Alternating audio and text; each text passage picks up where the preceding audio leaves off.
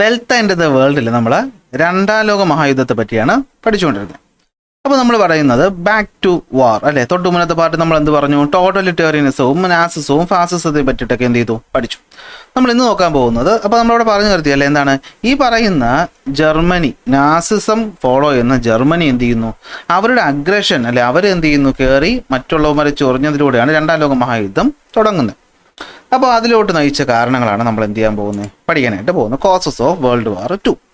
അപ്പോൾ അതിൽ ഒന്നാമത്തെ കാര്യം നിങ്ങൾക്ക് ഞാൻ ഓൾറെഡി കഴിഞ്ഞ ക്ലാസ്സിൽ പറഞ്ഞു തന്നു. എന്താണ്? Treaty of Versailles. Versailles treaty ഉണ്ടാക്കിയ പ്രശ്നങ്ങൾ അല്ലെ. വെഴ്സൈലി ട്രീറ്റി എന്താ പറ്റിയത്?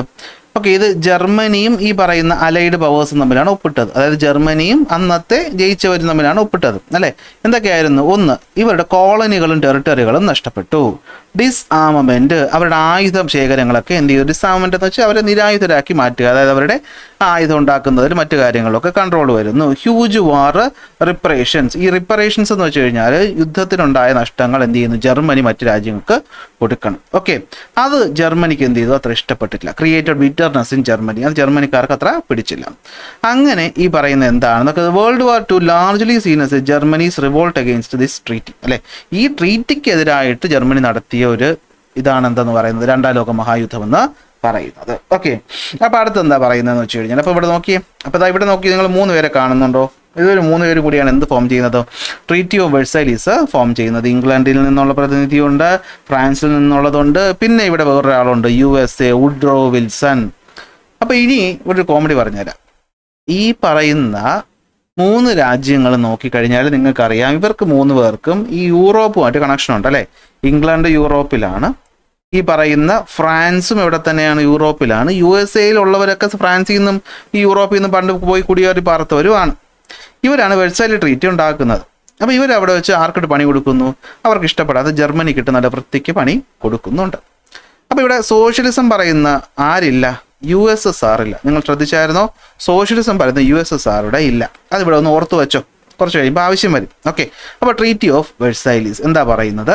അതൊരു സമാധാന ഉടമ്പടിയാണ് ജർമ്മനിയും അലൈഡ് ശക്തികളുമായിട്ട് ഒപ്പിട്ട് ഒന്നാം ലോക മഹായുദ്ധത്തിന് ശേഷം. ഇതിൻ്റെ പ്രൊവിഷൻസ് എന്ന് പറയുന്നത് എന്താണ്? രണ്ടാം ലോക മഹായുദ്ധത്തിൻ്റെ സീഡ് അല്ലെ, വിത്ത് പാകി എന്നാണ് പറയുന്നത്. കാരണം എന്താണെന്ന് വെച്ച് കഴിഞ്ഞാൽ ജർമ്മനിക്ക് അവരുടെ കോളനികളും ടെറിട്ടറികളും നഷ്ടപ്പെട്ടു. ഡിസ്ആർമമെൻറ്റും ഹ്യൂജ് വാർ റിപ്പറേഷൻസും ഇംപ്രോസ് ചെയ്തു. എന്ന് വെച്ചാൽ അവരെ, ഞാൻ പറഞ്ഞില്ല, അവരിനി എയർഫോഴ്സ് മെയിൻറ്റെയിൻ ചെയ്യാൻ പാടില്ല.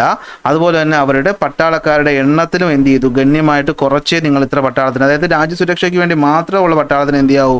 മെയിൻറ്റെയിൻ ചെയ്യാവൂ. കാരണം ജർമ്മനിക്ക് അന്ന് ഒന്നാം ലോക മഹായുദ്ധ സമയത്ത് നല്ല ആർമി ഉണ്ടായിരുന്നു. അത് വെച്ച് തന്നെയാണ് അവർ ഒറ്റയ്ക്ക് നടിച്ചതും. അവർ ആൾക്കാർ കിടിലങ്ങളാണ് കേട്ടോ, പക്ഷേ കുറച്ച് മൈൻഡ് കുറച്ച് ഇതായി പോയിന്നേ ഉള്ളൂ. ഓക്കെ, അങ്ങനെ രണ്ടാം ലോക മഹായുദ്ധം എന്ത് ചെയ്യുന്നു? തുടങ്ങുന്നു. ട്രീറ്റി ഓഫ് വെഴ്സൈലീസിൻ്റെ ആർക്കിടെക്റ്റുമാരാണ് ഇവിടെ കാണുന്ന ആൾക്കാരെന്ന് പറയുന്നത്. അടുത്ത് ഫസ്റ്റ് കേസായി. ഇനി failure of the league of Nations. ഒന്നാം ലോക മഹായുദ്ധം അവസാനിച്ചപ്പോൾ ലോകത്ത് സമാധാനം കൊണ്ടുവരണമെന്ന് പറഞ്ഞിട്ട് തുടങ്ങിയൊരു സംഘടനയാണ് ലീഗ് ഓഫ് നേഷൻസ് എന്ന് പറയുന്നത്, ടു മെയിൻറ്റെയിൻ പീസ്. പക്ഷേ എന്ത് പറ്റിയെന്ന് വെച്ച് കഴിഞ്ഞാൽ they failed to prevent the aggressions by Japan, Italy and Germany. അപ്പോൾ നിങ്ങൾ ചോദിക്കും, ജപ്പാനോ? ഇവിടുന്ന് പോയി ജപ്പാൻ കയറി വന്നത്? അത് യൂറോപ്പിൽ നടന്ന കാര്യം നമ്മൾ പറഞ്ഞുള്ളൂ. ഇനി ഈ പറയുന്ന രണ്ടാം ലോക മഹായുദ്ധം വരുമ്പോൾ അവിടെ ആരുകൂടി വരും? നമ്മുടെ ചൈനയും ജപ്പാനും കൂടെ കയറി വരും. അതായത് ലോകത്താരും പരസ്പരം ഒരു രാജ്യം മറ്റൊരു രാജ്യത്തിന് കയറി അടിക്കാനൊന്നും പാടില്ലെന്നായിരുന്നു ഒന്നാം ലോക മഹായുദ്ധം കഴിഞ്ഞപ്പോൾ പറഞ്ഞത്. എന്നാൽ നമ്മുടെ ജർമ്മനി ആണെങ്കിൽ ഒരു രക്ഷയും ഇല്ല. ഇവന്മാർ ഭയങ്കര അലമ്പ് സ്വഭാവമാണ്. അതായത് എപ്പോൾ ആരെ കയറി അടിക്കുമെന്ന് പറയാൻ പറ്റത്തില്ല. ഇവരെ ഈ പറയുന്ന തൊട്ടടുത്തുള്ള പോളണ്ട്, ഹംഗറി, ഇവരൊക്കെ എന്ത് ചെയ്യുന്നുണ്ട്? അടിക്കുന്നുണ്ട്. ഈ അടിക്കുന്ന സമയത്താണ് നിങ്ങൾ ഈ പോളിസി ഓഫ് അപ്പിയേഴ്സ്മെൻറ്റിനെ പറ്റിയിട്ട്, ഓക്കെ, അപ്പിയേഴ്സ്മെൻറ്റിനെ പറ്റിയിട്ട് നിങ്ങൾ എന്ത് ചെയ്യേണ്ടത്? അറിഞ്ഞിരിക്കേണ്ടത്. അതായത് ആദ്യമേ പറഞ്ഞ് മനസ്സിലാക്കിപ്പിച്ചോ അല്ലെങ്കിൽ ഒന്ന് വിരട്ടി നിർത്തിയിരുന്നെങ്കിൽ ജർമ്മനി അവിടെ നിൽക്കുമായിരുന്നു. അപ്പോൾ ജർമ്മനി എന്ത് ചെയ്തെന്ന് വെച്ച് കഴിഞ്ഞാൽ അവർ വീണ്ടും ഈ പറയുന്ന ബാക്കി വർഷങ്ങൾ കൊണ്ട് എന്ത് ചെയ്യുന്നു? അത്യാവശ്യം പവർഫുൾ രാജ്യമായിട്ട് മാറുന്നു. കാരണം ഞാൻ പറഞ്ഞല്ലോ, അവൻ്റെ എഞ്ചിനീയറിംഗ് വിങ് സ്മാർട്ടാണ്, ആൾക്കാർ നല്ല കിടിലങ്ങളാണ്. അവരെന്ത് ചെയ്തു? വർക്ക് ചെയ്ത് അവർ രാജ്യത്തിനെ വീണ്ടും പഴയ ശക്തിയിലോട്ട് കൊണ്ടെത്തിച്ചു, പഴയതിനേക്കാൾ ശക്തിയിൽ കൊണ്ടെത്തിച്ചു എന്ന് വേണം പറയാൻ. അപ്പോൾ പിന്നെ അവർക്ക് എന്ത് ചെയ്യണം? പ്രതികാരം വീട്ടണം. അപ്പോൾ അതിനുവേണ്ടി എന്ത് ചെയ്തു? അടുത്തടുത്തുള്ള ചെറിയ ചെറിയ സോഷ്യലിസ്റ്റ് രാജ്യങ്ങൾ ഇവരടിക്കാൻ തുടങ്ങി. ആരടിക്കാൻ തുടങ്ങി? ചെറിയ ചെറിയ സോഷ്യലിസ്റ്റ് രാജ്യങ്ങൾ ഇവർ കൈവയ്ക്കാനായിട്ട് തുടങ്ങി. അതായത് ഇവിടെ നോക്കിക്കഴിഞ്ഞാൽ കണ്ടോ, ദൈവന്മാരുടെ ഇങ്ങോട്ടുള്ള ഇവിടെയൊക്കെ സ്പ്ലിറ്റ് ആയി കഴിഞ്ഞല്ലോ. ഇവിടെയൊക്കെയുള്ള ചെറിയ ചെറിയ സോഷ്യലിസ്റ്റ് രാജ്യങ്ങളൊക്കെ കയറി പിടിച്ചെടുക്കാൻ തുടങ്ങി. അപ്പോഴൊന്നും ഈ പറയുന്ന ലീഗ് ഓഫ് നേഷൻസ് ഒരുത്തനും ഒരു അക്ഷരം എന്ത് ചെയ്യുന്നില്ല, മിണ്ടുന്നില്ല. അതായത് വരട്ടും, ചെയ്യരുത്, ചെയ്തോ, എന്നാൽ ഇതോടെ നിർത്തിക്കോ, ആ ഒരു പരിപാടി. Okay, so the league of nations formed after the world war 1 was unable to resolve the dispute of enforcing international disarmament. അല്ലെ, ആയുധം ലോകത്ത് എല്ലാവരും മറ്റേ ന്യൂക്ലിയർ വെപ്പൺ നിരോധിക്കണമെന്നൊക്കെ പറഞ്ഞ് ഇന്ത്യയുടെ അടുത്ത് ഇപ്പോഴും കിടന്നവർ പറയുന്നില്ലേ, അതുപോലത്തെ പരിപാടി തന്നെയാണ്. അങ്ങ് എന്നാൽ ജപ്പാനും ഇറ്റലിയും ജർമ്മനിയും ഇത് പാലിക്കുന്നില്ല. ജപ്പാൻ നേരെ കയറി ചൈനയെ അടിക്കും. കാരണം ജപ്പാന് സ്വന്തമായിട്ട് നാച്ചുറൽ റിസോഴ്സുകളൊന്നുമില്ല, പക്ഷെ നല്ല കഴിവാണ്, ജപ്പാൻ രാജവംശമൊക്കെ പൊളിയാണ് അല്ലേ. അപ്പോൾ ചൈന എന്ന് പറയുന്നത് ആ സമയത്ത് അത്യാവശ്യം തകർന്നിരിക്കുകയാണ്. ഇന്നത്തെ ചൈന എന്ന് നിങ്ങൾ വിചാരിക്കുക, തകർന്നിരിക്കുന്ന ചൈനീസ് രാജവംശമൊക്കെ തകർന്നിരിക്കുന്ന ചൈനയാണ്, കോളനിയാക്കി വെച്ചേക്കുന്ന ചൈനയാണ് അല്ലെ. ഇംഗ്ലണ്ടിൻ്റെയും അമേരിക്കയുടെയൊക്കെ കോളനിയൊക്കെ നിൽക്കുന്ന ചൈനയാണുള്ളത്. അപ്പോൾ അവിടുത്തെ ടെറിട്ടറിയൊക്കെ കയറി എന്ത് ചെയ്യും, യുവമാർ കയറി അടിച്ച് പിടിച്ചെടുക്കും.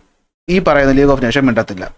ഇറ്റലിയും താഴെയുള്ള ചെറിയ രാജ്യങ്ങൾ പിടിച്ചെടുക്കും. ജർമ്മനി മെയിനായിട്ടും എന്ത് ചെയ്യും, ഒഫൻസീവായിട്ട് കാര്യങ്ങൾ ചെയ്യുമ്പോൾ ഇവന്മാർ മിണ്ടത്തില്ല. മാത്രമല്ല ഇവരെന്ത് ചെയ്തു, ദ പോളിസി ഓഫ് അപ്പിയേഴ്സ്മെന്റ് വരുന്നുണ്ട്. അപ്പോൾ ഇവിടെ നോക്കാം, മറ്റ് മിലിറ്ററി അലയൻസസ് ഇവരെന്ത് ചെയ്തു, ഫോം ചെയ്യും. 2 മിലിറ്ററി അലയൻസ് ഇവിടെയും വരും. അപ്പോൾ കൺഫ്യൂഷൻ്റെ തുടക്കമാണ്. ആക്സിസ് പവർ അഥവാ അച്ചുതണ്ട് ശക്തിയും അലൈഡ് പവേഴ്സ്. ആക്സിസ് പവേഴ്സ് അഥവാ അച്ചുതണ്ട് ശക്തിയും പിന്നെ വരുന്ന ഏതാണ്, അലൈഡ് പവേഴ്സും വരുന്നു. ഇതിൽ ആക്സിസ് പവറുകൾക്ക് ഒറ്റ വ്യത്യാസമേ വരുന്നുള്ളൂ. ജർമ്മനി അവിടെ തന്നെ ഉണ്ട്, ഇറ്റലി അവിടെ തന്നെ ഉണ്ട്. പിന്നെ ആര് വരും, അപ്പുറത്ത് കിടക്കുന്ന അലമ്പ് ചെറുക്കനായിട്ടുള്ള ജപ്പാനും കൂടി ഇതിനകത്തുണ്ട്, കയറും. ആരില്ല, ഓസ്ട്രിയ ഹംഗറി ഇത്തവണ ഇല്ല, കാരണം ഓസ്ട്രിയ ഹംഗറിയൊക്കെ പിരിച്ചു വിട്ടു കഴിഞ്ഞു. അപ്പോൾ Italy, Germany, Japan, Italy, Germany, Japan, ഇജ് എന്ന് ആലോചിച്ചാൽ മതി. ആക്സിസ് പവർ ആരാണ്, ഇജ് എന്ന് പറയാറില്ലേ, ഇവിടെ തിരുവനന്തപുരത്ത് പറയാറില്ല, എന്നാലും അങ്ങോട്ട് പറയാറില്ല ഇജ് അല്ലേ. ഇ ഫോർ ഇറ്റലി, ജ ഫോർ ജർമ്മനി, ജ ഫോർ ജപ്പാൻ, ഇജ് എന്ന് ആലോചിച്ചാൽ മതി. ഓക്കെ, ഇജാണ് ആര്, ആക്സിസ് പവർ എന്ന് പറയുന്നത്. ഇപ്പം ആക്സിസ് പവർ ആരാണ്, ഇറ്റലി, ജർമ്മനി, ജപ്പാൻ. അലൈഡ് പവേഴ്സിൽ മാറ്റമൊന്നുമില്ല. ആരൊക്കെയാണ്, ഇംഗ്ലണ്ട്, ചൈന, ഫ്രാൻസ്. അപ്പോൾ നിങ്ങൾ ചോദിക്കും സോവിയറ്റ് യൂണിയൻ അവിടെ പോയി. അതാണ് ഞാൻ നേരത്തെ പറഞ്ഞത്. കണ്ടോ, 1ാം ലോക മഹായുദ്ധം കഴിഞ്ഞപ്പോൾ സോവിയറ്റ് യൂണിയൻ ഇവന്മാരുടെ കൂടെ ഒന്നും അലമ്പുണ്ടാക്കാൻ നിന്നില്ല. അവരെന്ത് ചെയ്തു, അവരുടെ സോഷ്യലിസ്റ്റ് നയവും കൊണ്ട് അവരവരെ പാട് നോക്കി പോയി. അപ്പോൾ ഇംഗ്ലണ്ടും ഫ്രാൻസും പഴയ ആൾക്കാർ തന്നെ ഉണ്ട്. ജപ്പാൻ അടിച്ചത് ചൈനയല്ലേ, അപ്പോൾ ചൈന എന്ത് ചെയ്തു, ഇതിനകത്ത് വന്ന് അങ്ങ് കയറി. പക്ഷേ ഈ ജർമ്മനിയുടെ മണ്ടത്തനം കാരണം എന്ത് പറ്റും, കുറച്ച് കഴിയുമ്പോഴത്തേക്കും സോവിയറ്റ് യൂണിയന് വരേണ്ട അവസ്ഥ ഉണ്ടാവും. അതുപോലെ USA എന്ത് ചെയ്യേണ്ടി വരും, ഇതിൽ ചേരേണ്ടി വരും. അപ്പോൾ തന്നെ നിങ്ങൾക്ക് ഊഹിക്കാം, സോവിയറ്റ് യൂണിയനായി, USA ആയി, ഇംഗ്ലണ്ടായി, ഫ്രാൻസായി, മെയിൻ ടീം അത്രയായി, പോരാത്തതിന് ചൈനയായി. ഇവന്മാരാണെങ്കിലോ ഇറ്റലി, ജർമ്മനി, ജപ്പാൻ. പക്ഷെ ഇവർ മൂന്നുപേരുടെ പ്രത്യേകത, ഈ ജർമ്മനിയും ജപ്പാനും ജനങ്ങളെന്ന് പറയുന്നത് ഭയങ്കര ടീമായതുകൊണ്ടും അവരുടെ ടെക്നോളജിയുടെ വിജയമൊക്കെ കൊണ്ട് അവരെന്ത് ചെയ്യുന്നു, കുറേ കാലം പിടിച്ചു നിൽക്കുകയാണ് ചെയ്യുന്നത്. അങ്ങനെ എന്ത് ചെയ്യുന്നു, 1ാം ലോക മഹായുദ്ധത്തിലേക്ക് കാരണമാവുന്നു. നെക്സ്റ്റ് വരുന്നതാണ് പോളിസി ഓഫ് അപ്പിയേഴ്സ്മെന്റ്. പറയുന്നത് എന്താണെന്ന് വെച്ച് കഴിഞ്ഞാൽ ശ്രദ്ധിക്കണേ, എന്തുകൊണ്ടാണ് ആദ്യമേ സോവിയറ്റ് യൂണിയൻ ഇവിടെ വരാത്തത് അല്ലേ. നമുക്ക് ആദ്യമേ പഴയ കണക്കനുസരിച്ചാണെങ്കിൽ സോവിയറ്റ് യൂണിയനുമായിട്ടായിരുന്നു സഖ്യം ഉണ്ടാക്കിക്കൊണ്ടിരുന്നത്, അലൈഡ് പവേഴ്സ് വന്നത്. ഇവിടെ ആരാണ്, ഇവിടെ സോവിയറ്റ് യൂണിയൻ ലേറ്ററാണ് ജോയിൻ ചെയ്തതെന്ന് വെച്ച് കഴിഞ്ഞാൽ ഈ 1ാം ലോക മഹായുദ്ധമൊക്കെ കഴിഞ്ഞു കഴിഞ്ഞപ്പോഴത്തേക്കും ഈ സോവിയറ്റ് യൂണിയനിൽ സോഷ്യലിസമാണ് വരുന്നത്. ഈ സോഷ്യലിസം എന്ന് പറഞ്ഞാൽ അത് രാജാധികാരത്തിനെ എതിർക്കും, അത് ക്യാപിറ്റലിസത്തിനെ എതിർക്കും. എന്നാൽ ഇംഗ്ലണ്ടിനും ഫ്രാൻസിനും അമേരിക്കയ്ക്കും അതത്ര ഇഷ്ടമല്ല. കാരണം അവിടെ സോഷ്യലിസം വളർന്നാൽ നാളെ അത് നമുക്കിട്ടും പണി കിട്ടുമല്ലോ എന്നുള്ളൊരു ചിന്ത അവർക്കുണ്ട്. അതുകൊണ്ട് ആദ്യകാലങ്ങളിൽ ജർമ്മനി ചെന്ന് ചൊറിഞ്ഞുകൊണ്ടിരുന്നത് അത്രയും ഈ സോവിയറ്റ് യൂണിയൻ്റെ പോലെ നിൽക്കുന്ന സോഷ്യലിസ്റ്റ് രാജ്യങ്ങളെ ആയിരുന്നു. അപ്പം നിങ്ങൾ തമ്മിൽ തല്ലിക്കുകയോ ഞങ്ങളും ഉണ്ടായിരിക്കുക എന്നുള്ളൊരു നയമാണ് ആര് കാണിച്ചത്, മറ്റ് രാജ്യങ്ങളും അതുപോലെ നമ്മൾ ഈ പറയുന്ന പീസ് ഓർഗനൈസേഷനും കാണിച്ചത്. സോ സോവിയറ്റ് യൂണിയൻ എന്തായിരുന്നു, okay, Soviet union came into the being after Russian revolution അല്ലേ. റഷ്യൻ റവല്യൂഷൻ നടക്കുന്നു, അതിനുശേഷം സോവിയറ്റ് യൂണിയൻ വരുന്നു. ഒരു സോഷ്യലിസ്റ്റ് ഐഡിയയാണ് എന്ത് ചെയ്തത്, പ്രചരിപ്പിച്ചത്. This was a threat to other western capitalist countries. ഇപ്പം ഞാൻ പറഞ്ഞ രാജ്യങ്ങൾക്ക് അതൊക്കെ ഒരു ത്രെറ്റാണ്. So for this reason they saw Soviet Union as their enemy. അപ്പോൾ അവർ സോവിയറ്റ് യൂണിയനെ എനിമി ആയിട്ടാണ് കണ്ടുകൊണ്ടിരുന്നത്. They saw fascist aggression as a means of countering the spread of socialist ideas അല്ലേ. അപ്പോൾ ജർമ്മനിയിൽ ഈ പറയുന്ന ഫാസിസവും നാസിസവും കൂടി ചേർന്ന് ഈ പറയുന്ന സോഷ്യലിസത്തിന് അടിച്ചു കഴിഞ്ഞാൽ നമുക്ക് കുഴപ്പമൊന്നുമില്ല എന്ന് പറഞ്ഞു നിന്നു.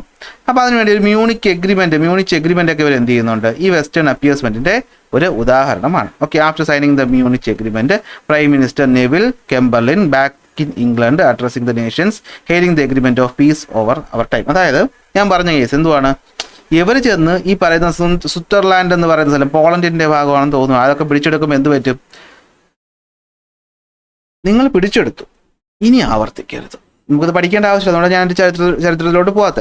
നിങ്ങൾ പിടിച്ചെടുത്തു, അതായത് തൊട്ടടുത്ത സ്ഥലത്തിന് പോയി ചൊറിയാൻ നിൽക്കുന്നു, അവിടെ പിടിച്ചെടുക്കുന്നു. അപ്പോൾ ഇവന്മാരെല്ലാം പിടിച്ച് വന്നിട്ട് ഇടിച്ചു എന്ന് കയറിയിട്ട് പറയും ഇനി മേലെ ഇത് ആവർത്തിക്കരുത് എന്ന് പറഞ്ഞിട്ട് ഒരു കരാറൊക്കെ ഒപ്പിട്ടിട്ട് വരും. കരാറൊപ്പിട്ട് ഇവന്മാർ തിരിച്ചെത്തുമ്പോൾ തന്നെ എന്ത് പറ്റും? ജർമ്മനി വീണ്ടും അടിച്ചിട്ടുണ്ടാവും. ജർമ്മനി പറഞ്ഞൊന്നും കേൾക്കത്തില്ല. എന്നിട്ട് ഇവന്മാർ നൈസായിട്ട് കണ്ണടച്ചു കൊടുത്തു. അതാണ് അപ്പിയേഴ്സ്മെന്റ് എന്ന് പറയുന്നത്. These appeasement policies gave Hitler confidence and he continued his offensive aggressively. അയാൾ എന്ത് ചെയ്തു? വീണ്ടും ഇത് കണ്ടിന്യൂ ചെയ്തു. അങ്ങനെ പോളണ്ടിനെ കയറി അടിച്ചു. സെപ്റ്റംബർ 1, 1939 എന്ന് തുടങ്ങുന്നു. പോളണ്ടിനെ അടിച്ചപ്പോഴത്തേക്കും കളി കയ്യിൽ നിന്ന് പോയി. അങ്ങനെ രണ്ടാം ലോക മഹായുദ്ധം എന്ത് ചെയ്യുന്നു? ആരംഭിക്കുന്നു. അപ്പോൾ ഇതാണ് അതിലേക്ക് നയിച്ച കാരണങ്ങളെന്ന് പറയുന്നു. ഓക്കെ, അപ്പോൾ എന്തുവാണ് രണ്ടാം ലോക മഹായുദ്ധം പറയാനാണെങ്കിൽ ഒരു ലോഡുണ്ട്. പക്ഷേ ടെക്സ്റ്റ് ബുക്കിൽ അതിനെപ്പറ്റി ഒന്നും തന്നെ പറയുന്നില്ല. അതുകൊണ്ട് ഞാൻ അതിലെ ഇവൻറ്റുകളിലോട്ടൊന്നും പോകുന്നില്ല. ഇത്രയും മാത്രം നമ്മൾ അറിഞ്ഞാൽ മതി. ഓക്കെ, ഇത്രയും അറിഞ്ഞാൽ മതിയല്ലോ. അപ്പോൾ ഇതാണെന്ന് പറയുന്നത് നമ്മുടെ നോട്ട് ഇവിടെ കിടക്കുന്നതാണ്. Okay, formation of military alliance മനസ്സിലായല്ലോ. ഇജ്ജെന്ന് ഓർത്ത് കഴിഞ്ഞാൽ ആക്സിസ് ശക്തികൾ കിട്ടും. മറ്റെന്താണ്? അച്യുതൻ്റെ ശക്തി. ഞാൻ കോഡിന് അങ്ങനെ ഈ കാര്യത്തിൽ കോഡ് പ്രൊമോട്ട് ചെയ്യുന്നില്ല. നിങ്ങൾക്ക് തന്നെ കഥ അറിയാമെങ്കിൽ ഓർത്ത് വയ്ക്കാൻ പറ്റും ആരൊക്കെയാണെന്നുള്ളത് അല്ലേ. ആക്സിസ് പവറിൽ വരുന്ന ആരൊക്കെയാണ്? ജർമ്മനി, ഇജ്ജിൽ വരുന്നുണ്ടല്ലോ, ഇറ്റലിയും ജർമ്മനിയും ജപ്പാനും. അപ്പോൾ അലൈഡ് പവറിൽ ആര് വരും? ഇംഗ്ലണ്ട് ഉണ്ട്, ഫ്രാൻസ് ഉണ്ട്, ജപ്പാൻ അടിച്ചതുകൊണ്ട് ചൈനയും വന്നു. പിന്നീടാണ് സോവിയറ്റ് യൂണിയനും USA വരുന്നത്. അപ്പോൾ സോവിയറ്റ് യൂണിയൻ എന്തുകൊണ്ട് ലേറ്റായി വന്നു എന്ന് വെച്ച് കഴിഞ്ഞാൽ ഈ പോളിസി ഓഫ് അപ്പിയേഴ്സ്മെന്റ് ആണ് അല്ലേ. വെസ്റ്റേൺ ക്യാപിറ്റലിസ്റ്റ് രാജ്യങ്ങൾ വിചാരിച്ചത് സോഷ്യലിസം സ്പ്രെഡ് ആവുന്നത് എവിടെ നിന്നാണ്? സോഷ്യലിസം സോവിയറ്റ് യൂണിയനിൽ നിന്നാണ്. അതൊരു ബുദ്ധിമുട്ടാണ്. അപ്പോൾ അവരെന്ത് പറ്റി?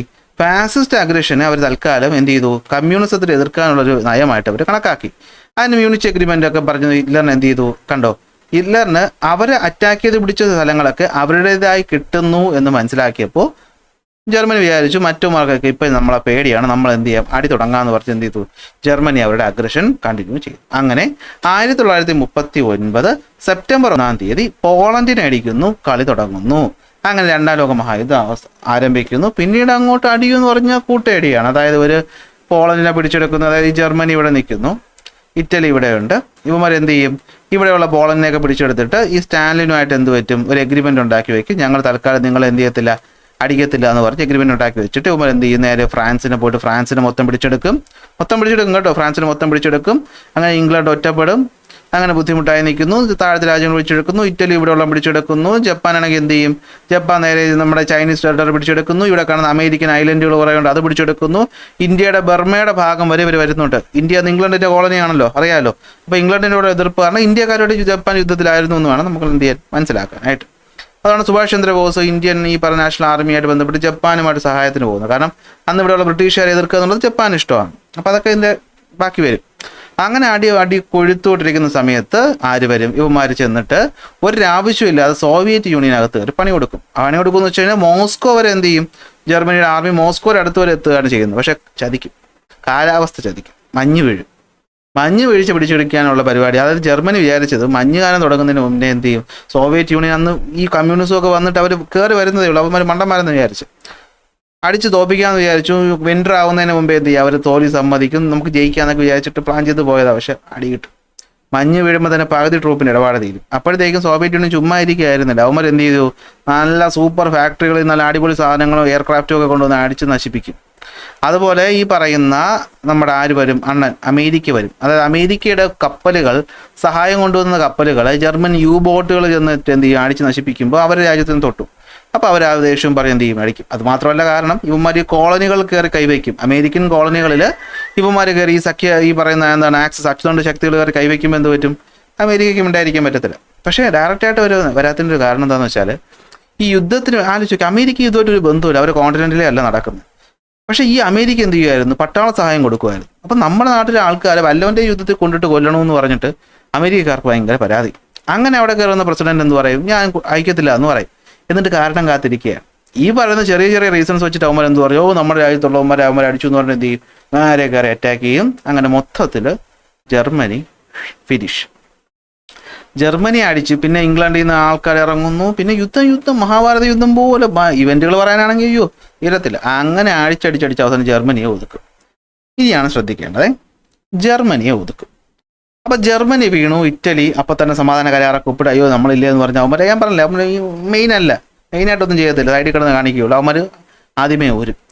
അപ്പോൾ ഇവിടെ നോക്കുമ്പോൾ ഈ സമയം കൊണ്ട് ഫ്രാൻസ് വീണു. ഫ്രാൻസ് ജർമ്മനിയുടെ മുമ്പിൽ തോറ്റു കഴിഞ്ഞു. ഇംഗ്ലണ്ട് തോക്കുന്ന അവസ്ഥയിലോട്ട് എത്തി. അപ്പോൾ രക്ഷകന്മാരായിട്ടാണ് ഈ പറഞ്ഞ USA വരുന്നതും ഇവിടെ രക്ഷകന്മാരായിട്ട് ആര് വരുന്നു? USSRും വരുന്നു. ശ്രദ്ധിക്കണേ, USA ക്യാപിറ്റലിസം, USA മുതലാളിത്തം, USSRലുള്ളതോ സോഷ്യലിസം. ഇത് രണ്ടും കയറി വന്നു. ഈ രാജ്യവും രാജാക്കന്മാരുമായിട്ടുണ്ടായിരുന്ന പണ്ടത്തെ യൂറോപ്പ് വീണു. വലതുവശത്തുള്ള ഏഷ്യയിൽ നിന്നുള്ള USSR ശക്തരായി വന്നു. അമേരിക്കയിൽ നിന്ന്, അമേരിക്കൻ കോണ്ടിനെന്റുകളിൽ നിന്ന് അമേരിക്കയും ശക്തരായിട്ട് വന്നു. പക്ഷെ രണ്ട് എതിർ രീതികളാണ് ചെയ്യുന്നത്. അപ്പോൾ സംഭവം സത്യം പറയാൻ പറ്റുന്നതെന്ന് വെച്ച് കഴിഞ്ഞാൽ ഈ സമയത്ത് ജപ്പാൻ തോറ്റിട്ടില്ല. ജപ്പാൻ പക്ഷെ അമേരിക്കയായിട്ട് ഭയങ്കര പ്രശ്നമാണ്. കാരണം എന്താ, നിങ്ങൾ ആലോചിച്ച് ഭൂമി കറങ്ങിയല്ലേ ഇരിക്കുന്നത്. ജപ്പാനിൽ നിന്ന് നേരെ ഇങ്ങോട്ട് പോയി എത്തുന്ന ഇവിടെ അമേരിക്കയുടെ ഇപ്പുറത്തെ വശത്താണ്. സോ കാര്യം പിടിയിട്ട് കാണുമല്ലോ. അപ്പോൾ ജപ്പാൻ അമേരിക്കയുടെ കുറേ കോളനിയൊക്കെ പിടിച്ചു വയ്ക്കുന്നത് ഇവർ പേൾ ഹാർബർ കയറി ചൊറിയും. അതെ, അതൊരു കപ്പൽ മാർഗം ചെന്ന് പേൾ ഹാർബർ മൊത്തം എന്ത് ചെയ്യും, നശിപ്പിച്ചിട്ട് വരാറ് ജപ്പാൻ നശിപ്പിക്കും. അപ്പോൾ പേൾ ഹാർബർ നശിപ്പിക്കുന്ന, ഞാൻ ഈ കഥയൊക്കെ ഇച്ചിരി കൂടുതലായിട്ട് പറയുന്നത് എനിക്ക് സംശയമുണ്ട് കേട്ടോ. സത്യം പറഞ്ഞാൽ നിങ്ങൾ പഠിക്കേണ്ട ആവശ്യമില്ല, എന്നാലും ഒന്ന് അറിഞ്ഞിരുന്നോ. പേൾ ഹാർബർ അറ്റാക്ക് ചെയ്യും. പേൾ ഹാർബർ അറ്റാക്ക് ചെയ്യുമ്പോൾ എന്ത് പറ്റുമെന്ന് വെച്ച് കഴിഞ്ഞാൽ അമേരിക്കയെ അത് ഇഷ്ടപ്പെടത്തില്ല. അപ്പോൾ അമേരിക്കയ്ക്ക് 2 റീസൺസ് ആണ് അവിടെ ഉള്ളത്. ഒന്ന്, പേൾ ഹാർബറിന് പകരം വീട്ടണം. 2, തൊട്ട് ഇപ്പുറത്തേക്കുന്ന USSRും അതുപോലെ ഇപ്പോൾ ജയിക്കാൻ പോകുന്ന ഇംഗ്ലണ്ടും ഫ്രാൻസും ഒക്കെ ഒന്ന് അറിയണം അമേരിക്ക എന്ന് പറഞ്ഞാൽ അത്ര മോശക്കാരല്ല എന്ന് അറിയണം. അപ്പോൾ അവരെന്ത് ചെയ്തു, ആ സമയത്തേക്ക് ഒരു ആറ്റം ബോംബ് കണ്ടുപിടിച്ച് വെച്ചേക്കായിരുന്നു. സത്യം പറഞ്ഞാൽ ജപ്പാൻ ആ സമയമായപ്പോഴത്തേക്കും തോക്കാറായി എന്നുള്ളതാണ് സത്യം. കാരണം അവർ 4 ചുറ്റുന്നും അവർ കോർണർ ചെയ്തു. ബർമയിൽ നിന്നും മറ്റ് ഐലൻഡിൽ നിന്നൊക്കെ അവരുടെ ട്രൂപ്സ് പിൻവലിഞ്ഞു. അവർ സറണ്ടറായി. അവർ ജപ്പാൻ മെയിൻ ലാൻഡിലോട്ട് മാത്രം ചുരുങ്ങി.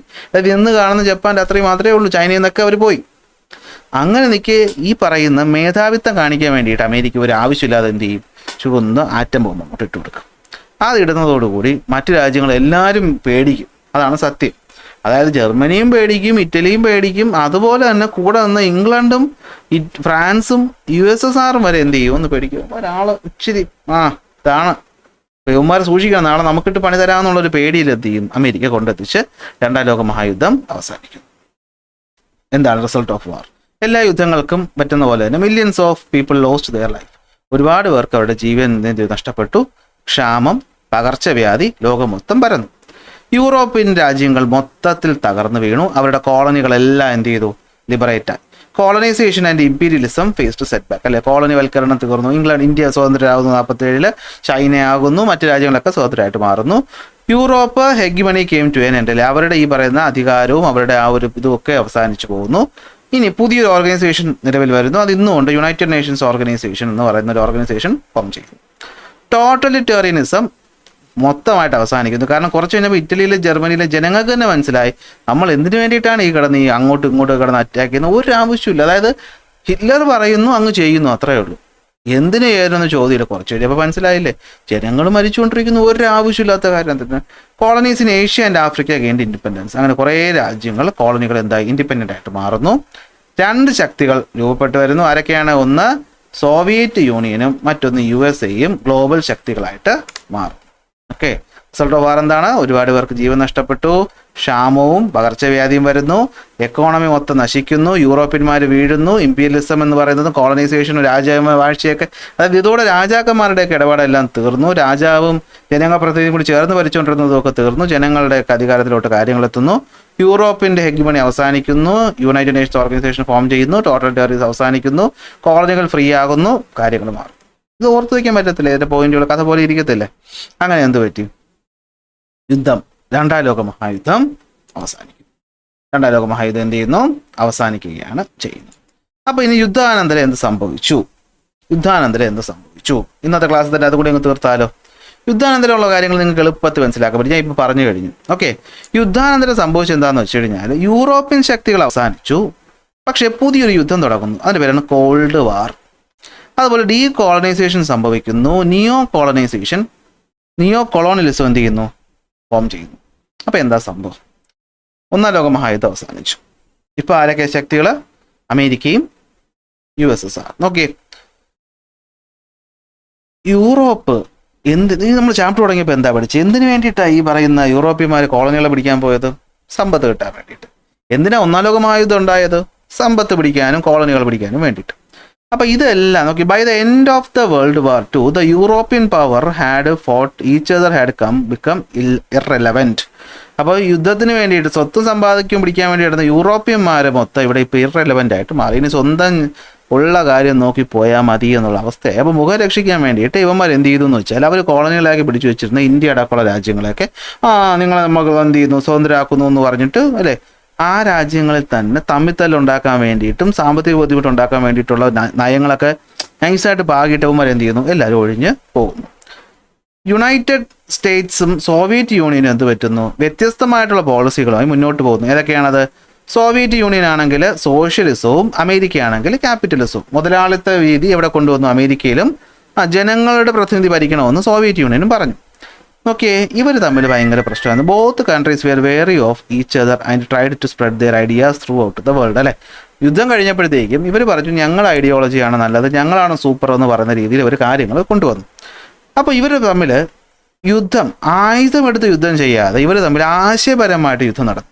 അത് ഞങ്ങളാണ് കിട്ടില്ല, അത് നിങ്ങൾ ആദ്യം ചന്ദ്രനിലെത്തിയാൽ ഞങ്ങൾ ആദ്യം ജൂപ്പിറ്ററിലെത്തണം, നിങ്ങൾ ന്യൂക്ലിയർ ബോംബ് 5 ഉണ്ടാക്കിയാൽ ഞങ്ങൾ 10 ഉണ്ടാക്കും, നിങ്ങൾ യുദ്ധവിമാനം ഉണ്ടാക്കി കഴിഞ്ഞാൽ ഞങ്ങൾ യുദ്ധക്കപ്പലുണ്ടാക്കും, നിങ്ങൾ അന്തർവാഹിനി ഉണ്ടാക്കി കഴിഞ്ഞാൽ ഞങ്ങൾ ബഹിരാകാശത്ത് പോയിട്ട് അറ്റാക്കുള്ള സാധനം ഉണ്ടാക്കും. അതായത് ആശയപരമായിട്ട് ഇവർ തമ്മിലൊരു യുദ്ധം ഉണ്ടായി. പക്ഷേ ഡയറക്റ്റ്ലി ഒന്നും ചെയ്യത്തില്ല. അതായത് നിൻ്റെ കൂട്ടുകാരനെ നീ സഹായിക്കും, എൻ്റെ കൂട്ടുകാരനെ ഞാൻ സഹായിക്കും. അത് അവന്മാരിലൂടെ നമ്മൾ എന്ത് ചെയ്യും, നമ്മളാണ് ശക്തി കാണിക്കാൻ വേണ്ടിയിട്ട്. ഈ നമ്മൾ ഇപ്പോഴും അമേരിക്ക ആലോചിച്ച് നോക്കി, ഇന്ത്യ പാകിസ്ഥാൻ യുദ്ധം നടക്കുന്നു, ഇതിൽ അമേരിക്ക കയറി ഇടപെടുക. അന്ന് ആരും കൂടി ഉണ്ടായിരുന്നു, USSR കൂടി ഉണ്ടായിരുന്നു.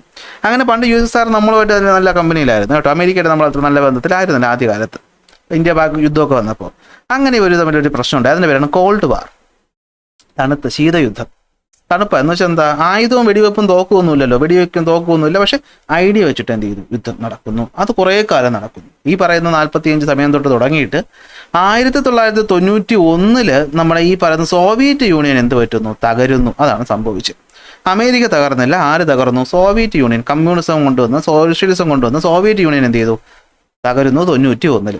അങ്ങനെയാണ് ഇന്നത്തെ റഷ്യയും അതിൻ്റെ താഴെ കുറേ രാജ്യങ്ങളും ഒക്കെ എന്ത് ചെയ്യുന്നത്, ഫോം ചെയ്യുന്നത്. അങ്ങനെ എന്ത് ചെയ്തു, കാര്യങ്ങൾ നടന്നു. പിന്നെ ആരായി കിടിലം? അമേരിക്കയായി കിടിലം. അത് അമേരിക്ക ഒരു പുതിയ നയം കൊണ്ടുവന്നു, നിയോ കൊളോണിയലിസം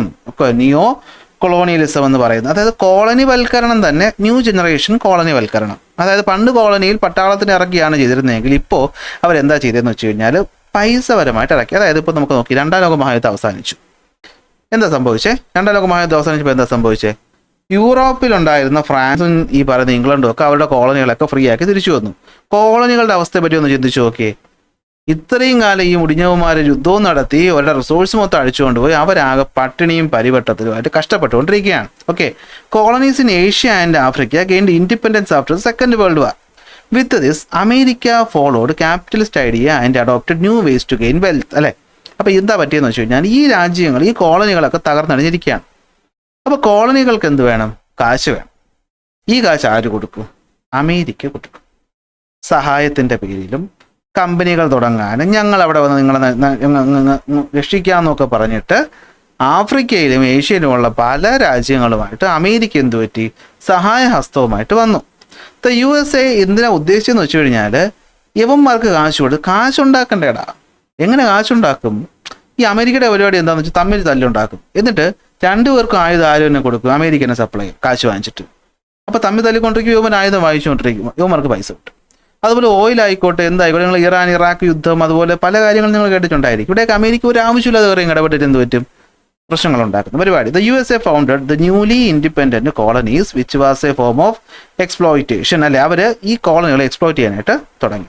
അങ്ങനെ ഒരു പുതിയ കോളനിസം തുടങ്ങി, അതിൻ്റെ പേരാണ് നിയോ കൊളോണിയലിസം. ഓക്കെ, നിയോ കൊളോണിയലിസം എന്ന് വെച്ചാൽ എന്താണ്? കോളനികൾ രൂപീകരിക്കുന്നു, എങ്ങനെ ചെന്ന് പിടിച്ചടക്കിയിട്ടല്ല, വേറൊരു രീതിയിലാണ്. എന്തിലൂടെ? ഫിനാൻസ് ക്യാപിറ്റലിസത്തിലൂടെ. എന്തിലൂടെ? Finance capitalism. വേണമെങ്കിൽ നിങ്ങളൊരു ബ്രേക്ക് ഇപ്പോൾ എടുത്തിട്ട് ഒന്ന് റെസ്റ്റ് എടുത്തിട്ട് ബാക്കി കണ്ടാൽ മതി കേട്ടോ. ഞാൻ ഇനി ഒരു പാർട്ടും കൂടി ആക്കുന്നില്ല, ഇതിൽ തന്നെ തീർക്കാൻ പോവുകയാണ്. ഫിനാൻസ് ക്യാപിറ്റൽ, നമ്മൾ മെർക്കൻറ്റലിസ്റ്റ് ക്യാപിറ്റലിസം പഠിച്ചു, മർച്ചൻറ്റുകൾ മുതലാളിമാരായിട്ട് മാറുന്നു. ഇൻഡസ്ട്രിയൽ ക്യാപിറ്റലിസം പഠിച്ചു, ഇൻഡസ്ട്രികളിലൂടെ മുതലാളിമാർ കാര്യങ്ങൾ കൺട്രോൾ ചെയ്യുന്നു. നെക്സ്റ്റ് വരുന്നതാണ് എന്ത്? Finance capitalism. അപ്പോൾ എന്ത് പറ്റും? പൈസ കൊടുത്തിട്ട്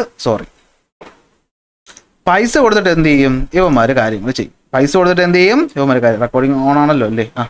ഇതാണ് പൈസ കൊടുത്തിട്ട് യുവന്മാർ എന്ത് ചെയ്യും? കാര്യങ്ങളും ചെയ്യുന്ന പരിപാടി. അതായത് ഓക്കെ, വലിയ വലിയ കോർപ്പറേറ്റ് കമ്പനികൾ രൂപീകരിച്ചിട്ട് ഈ കോർപ്പറേറ്റ് കമ്പനികൾ എന്ത് ചെയ്യും?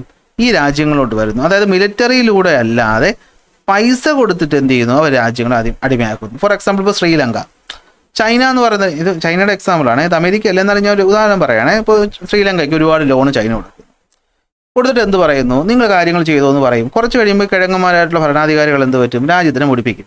അപ്പോൾ ചൈന ചോദിക്കും പൈസ തരാമെന്ന് പറയും. അപ്പോൾ അവർ അയ്യോ ഞങ്ങൾ പൈസ ഇല്ലെന്ന് പറയും. എന്നാൽ നീ ഒരു കാര്യം ചെയ്യും, നിന്റെ 2 പോർട്ടും എനിക്ക് എഴുത്താം. അങ്ങനെ ഇവർ മറ്റ് രാജ്യങ്ങളിൽ ഇവരുടെ സ്വാധീനം കൊണ്ടുവരുന്ന പരിപാടി.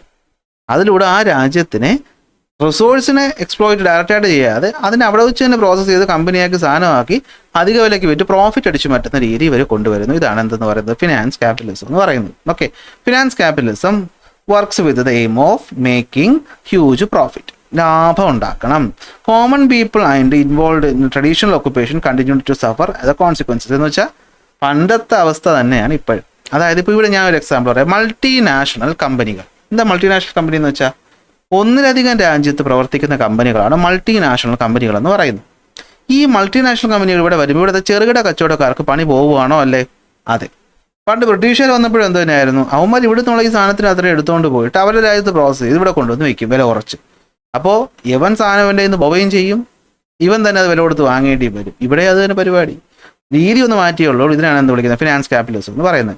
ദേ loses their resources they could have used freely and controlled by the capitalist. Uncontrolled exploitation of the resources also led to എൻവയോൺമെന്റൽ പ്രോബ്ലംസ്. അവസാനം തീർന്നു, ചാപ്റ്റർ തീർന്നു. അത്രയും. അപ്പോൾ ഞാൻ ആ പോയിന്റുകൾ എന്ത് ചെയ്യാം ഒന്നുകൂടെ ഒന്ന് വിശദമാക്കി തരാം. നോക്കിയോ, യൂറോപ്യൻ പവേഴ്സിന്റെ ഡിക്ലൈൻ അല്ലേ? എന്താണ്? രണ്ടാം ലോക മഹായുദ്ധം അവസാനിച്ചതിന് ശേഷം വന്ന കാര്യമാണ് അല്ലേ? Economic interest cost imperialist rivalry അല്ലേ? എന്തിനു വേണ്ടിയിട്ടാണ് ഇമ്പീരിയലിസ്റ്റ് റൈവൽറി ഒന്നാം ലോക മഹായുദ്ധം രണ്ടാം ലോക മഹായുദ്ധം ഉണ്ടായത്? എന്തിനു വേണ്ടിയിട്ടാണ്? എക്കണോമിക് സാമ്പത്തിക ലാഭം കിട്ടാൻ വേണ്ടിയിട്ടാണ് അല്ലേ? നമുക്ക് സമ്പത്ത് കിട്ടിക്കൊണ്ടിരുന്ന കോളനിയും മറ്റൊരുത്തം വരാതിരിക്കാൻ. യുദ്ധം കഴിഞ്ഞപ്പോഴത്തേക്ക് എന്ത് പറ്റി? ഈ യൂറോപ്യന്മാർക്ക് ഇനി കോളനിയും വേണ്ട, ഒന്നും വേണ്ട, അവനവൻ്റെ രാജ്യം തന്നെ നോക്കിയാൽ മതി എന്നായി. അപ്പോഴത്തേക്കും കാശൊക്കെ ഉണ്ടാക്കിയ 2 ആൾക്കാരായിരുന്നു അമേരിക്കയും USSR. അമേരിക്കയിൽ ക്യാപിറ്റലിസം, USSRൽ എന്തായിരുന്നു? സോഷ്യലിസം ആയിരുന്നു നിന്നിരുന്നത്. അവരുടെ ഇടയിലുണ്ടായിരുന്ന യുദ്ധത്തിൻ്റെ പേരാണ് കോൾഡ് വാർ. 45 മുതൽ 91 വരെ ആയിരുന്നു കോൾഡ് വാർ നടന്നിരുന്നത്. USA എന്നതിന് ക്യാപിറ്റലിസ്റ്റ് പോളിസി കൊണ്ടുവന്നു, USSR സോഷ്യലിസ്റ്റ് പോളിസിയും കൊണ്ടുവന്നു. രണ്ടുപേരും എന്ത് ചെയ്തു? ഈ ഐഡിയ എല്ലായിടത്തും കൊണ്ടുവരാൻ വേണ്ടിയിട്ട് അവർ ശ്രമിച്ചു. അങ്ങനെ ഇവർക്കിടയിൽ ഉണ്ടായിരുന്ന ഒരു യുദ്ധമാണെന്ത്? കോൾഡ് വാർ എന്ന് പറയുന്നത്. പക്ഷേ ഡയറക്റ്റ് യുദ്ധമല്ല. 91 ആയപ്പോഴത്തേക്കും USSR സ്പ്ലിറ്റ് ചെയ്ത് പല പല രാജ്യങ്ങളായിട്ട് മാറുന്നതോടുകൂടി ഇത് അവസാനിക്കുന്നു. ഇന്നും റഷ്യയും അമേരിക്കയും തമ്മിൽ ഒരു മത്സരമുള്ളത് നിങ്ങൾക്ക് അറിയാമല്ലോ. അങ്ങനെ ഡീകോളനൈസേഷൻ ഒക്കെ സംഭവിച്ചു. കോളനികളെല്ലാം ഇൻഡിപെൻഡൻ്റ് ആയി. പക്ഷേ അവിടേക്ക് USA-യും അതുപോലെ USSR-ഉം എന്ത് ചെയ്തു? അവരുടെ ഇൻഫ്ലുവൻസുകൾ കൊണ്ടുവരാനായിട്ട് ശ്രമിച്ചു. അതിലൂടെ സംഭവിക്കുന്നതാണ് നിയോ കോളനിസം. ഓക്കെ, എന്താ സംഭവം എന്ന് വെച്ച് കഴിഞ്ഞാൽ USA ആണ് ഇത് കൊണ്ടു നടന്നത്. ഇത് എങ്ങനെയാണ് സാധിച്ചെടുത്തത്? ഫിനാൻഷ്യൽ ക്യാപിറ്റലിസത്തിലൂടെയാണ് സാധിച്ചെടുത്തത്. അതായത് കടം കൊടുക്കുക, കടം തിരിച്ചു ചോദിക്കുക, അതിലൂടെ എന്ത് ചെയ്യുക? അധികാരം പിടിച്ചെടുക്കുക.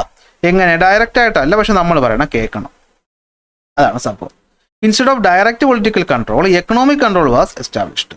Big corporate invested developing countries to exploit resources and gain profit അല്ലേ? കൊക്കക്കോള കമ്പനി, വലിയ കമ്പനി, ഇവിടെ വന്നിട്ട് ഇവിടുത്തെ റിസോഴ്സ് മാറ്റി കൊക്കക്കോള ആക്കിയിട്ട് അവന്മാർ എന്ത് ചെയ്യുന്നു? ഇവിടെയും വിൽക്കുന്നു, വിദേശത്ത് കൊണ്ടുപോയി വിൽക്കുന്നു.